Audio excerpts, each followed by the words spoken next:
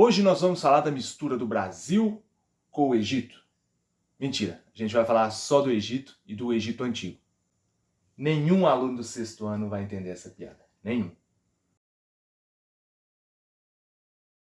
Para falarmos da sociedade egípcia, também precisamos falar do Rio Nilo. Afinal, é impossível abordar essa civilização da antiguidade sem mencionar o rio, que é o primeiro, o segundo maior rio do mundo. Sim, existe aí essa discussão, essa disputa para ser o maior rio do mundo entre o Rio Nilo e o Rio Amazonas. O Rio Nilo é um rio perene. Isso significa que a água corre pelo seu leito sem interrupções durante o ano inteiro. Então, quando ocorriam as cheias, esse rio transbordava ali na região do Baixo Nilo e deixava as margens repletas de restos de animais e também de plantas. Esses materiais eram chamados de humus e contribuíam para que essa região fosse fértil, e extremamente produtiva para a plantação.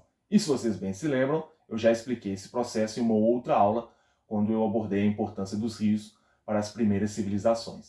E por conta dessa relevância do Nilo, Heródoto, um historiador grego, dizia que o Egito era uma dádiva do Nilo. Antes de entrarmos no regime de cheias e também na agricultura, eu preciso explicar uma coisa muito importante. Então peço que vocês prestem muita atenção para que nunca mais confundam isso aqui que eu vou falar. Embora pareça confuso, o Baixo Egito fica aqui ao norte, onde também é a foz do Rio Nilo e onde ele deságua no Mar Mediterrâneo.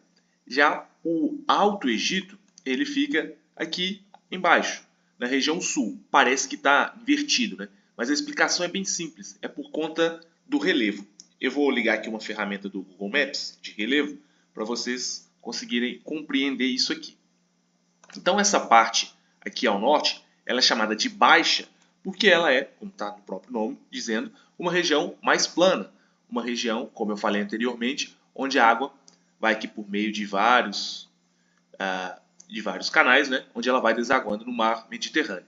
E à medida que nós vamos indo para a direção sul, como vocês vão poder ver aqui, ó, estão vendo essas manchinhas? Isso aqui são formações montanhosas. Então quer dizer que cada vez que essas manchinhas vão ficando aqui mais fortes, significa que é uma região que está ficando também mais alta. Ó. Olha onde eu estou passando aqui, ó, essa região aqui desse lado. Ela é mais forte aqui do que aqui, então essa região aqui é mais alta.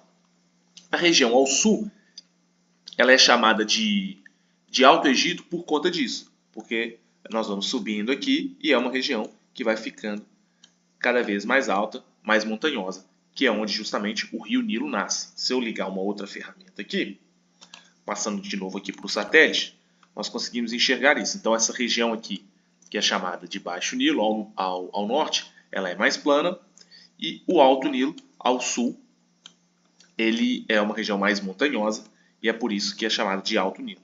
Se a gente continuar subindo aqui, seguindo o curso do rio, nós vamos encontrar, por exemplo, aqui à direita, aqui o Lago Tana, que depois vai também desaguar aqui no Rio Nilo, e nós podemos ir até aqui embaixo, onde hoje fica ali um outro país, onde é Uganda, a gente vê o Lago Vitória, que é onde começa o Rio Nilo, embora também exista uma discussão que esse próprio lago é abastecido por outros rios aqui mais abaixo, mas enfim. Então isso aqui é para vocês terem uma noção dessa geografia. Então quando a gente fala de Alto Egito, nós estamos falando da parte sul. Quando a gente fala de Baixo Egito, nós estamos falando da parte norte, que tem a ver com a questão geográfica. Parece invertido, mas eu estou sendo repetitivo para vocês não confundirem isso, beleza? O Nilo e o seu regime de cheias foi essencial para que os antigos egípcios plantassem alimentos e também criassem animais como bois e cabras.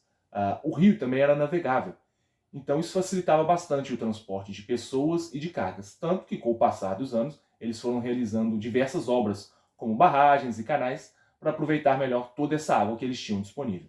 A imagem que vocês estão vendo aí na tela também se encontra no vosso livro. Ela representa as 3 estações do ano que eram pautadas no movimento do rio. É possível ver a inundação, a semeadura e também a época da colheita. Os egípcios, assim como diversos outros povos que nós já estudamos, eram politeístas. Todo mundo aí lembra o que é politeísta, né? Então, os seus nomes, ou as características desses deuses, elas podiam variar de acordo com a região. E cada localidade tinha adoração a um ou 2 deuses específicos. Era comum que a aparência dos deuses egípcios fosse inspirada em animais. E por fim, algo que nós vemos e muitas vezes representado em filmes e em outras obras. Os egípcios acreditavam na vida após a morte, por isso eles desenvolveram o processo de mumificação.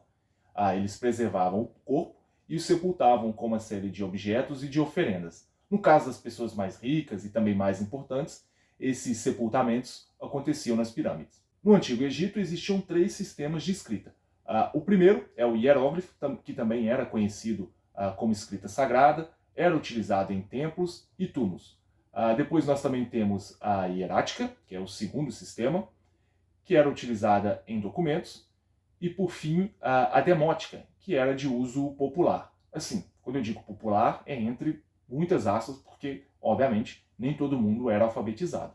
Nós já falamos aqui do Rio Nilo, de agricultura, de religião, de escrita, mas ainda estão faltando algumas coisas importantes, como, por exemplo, como que esse império foi formado. No Egito Antigo existiam ali diversas aldeias em torno do Rio Nilo, e em determinado momento, algumas dessas aldeias se juntaram, formando o que nós chamamos de nomos. Com o passar do tempo, os nomos do norte se juntaram e formaram o reino do Baixo Egito. E aconteceu a mesma coisa ao sul, onde foi formado o reino do Alto Egito. A unificação desses 2 reinos ocorreu pela mão de um chefe do Alto Egito, o Narmer ou Menes. Sim, não existe aí um consenso sobre o seu nome. Mas foi dessa forma que surgiu a figura do faraó. Ele, o faraó, deveria manter a unidade do Estado egípcio e, de acordo com a tradição, ele também era um descendente dos chefes das aldeias egípcias lá atrás do período neolítico. As aldeias e as cidades formavam os nomos, que eram administrados pelos nomarcas, que eram ali uma espécie de representantes, digamos assim, do faraó em cada região. Eles atuavam juntamente com o vizir, que era um cargo onde o seu ocupante ficava responsável pelo tribunal e por questões de justiça. Faraó, vizir, nomarca, funcionários de governo e sacerdotes formavam a elite da sociedade egípcia. E esses cargos eles eram hereditários, ou seja, eles passavam de geração em geração para pessoas da mesma família. Já a maior parte da população era composta de camponeses que também eram chamados de felas. Esse pessoal repassava uma parte da sua produção para o faraó como uma forma aí de pagamento de imposto.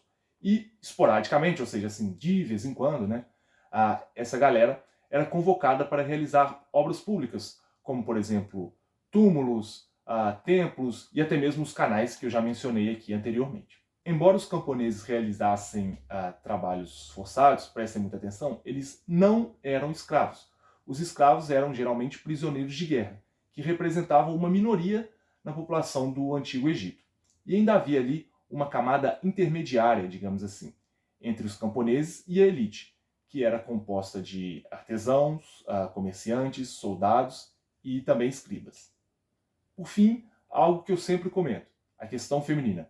No Antigo Egito, as mulheres podiam ter bens, elas podiam trabalhar, elas podiam inclusive escolher os seus maridos e tinham acesso ao divórcio, algo que só foi legalizado aqui no Brasil mesmo, no final da década de 1970. Por volta de 660 a.C., o poder centralizado dos faraós foi enfraquecido e os líderes egípcios voltaram novamente a serem líderes locais, até o momento que foram dominados por um império vizinho que iremos estudar posteriormente. Assírios, persas, gregos e também os romanos chegaram a dominar o império esse que era dividido em 3 fases, antigo, médio e novo, mas que nós iremos abordar em uma outra atividade voltada ali para a autonomia que eu tanto falo que vocês precisam adquirir. Nessa atividade nós vamos pegar ali as características de cada uma dessas 3 etapas. Então assim termina a nossa aula sobre Egito Antigo, testando aqui com vocês um formato diferente, né, em vídeo, que eu já fiz com outras turmas. Nós no início do ano já fizemos aula expositiva no quadro, já fizemos aula expositiva com PowerPoint, já teve aula ali mista, né, onde vocês iam completando as minhas falas, a gente já fez seminários, já fez resumos, já teve atividade em computador, com jogo, enfim. Nós vamos testando aqui vários formatos, espero que vocês tenham gostado desse aqui. Obviamente, como eu sempre comento com vocês, essas matérias de antiguidade que nós vemos, elas são extremamente extensas, então eu estou abordando aqui algo que durou vários séculos, né? Que durou até mesmo milênios. Então, é muito difícil a gente fazer algo muito completo. O importante aqui é que vocês compreendam o contexto geral. Existem algumas coisas mais específicas sobre religião, sobre política, que vocês vão trabalhar melhor, vão compreender melhor quando estiverem lá no primeiro ano do ensino médio. Por enquanto, já que ainda estão nos textos, no sexto ano, né, nós ficamos por aqui.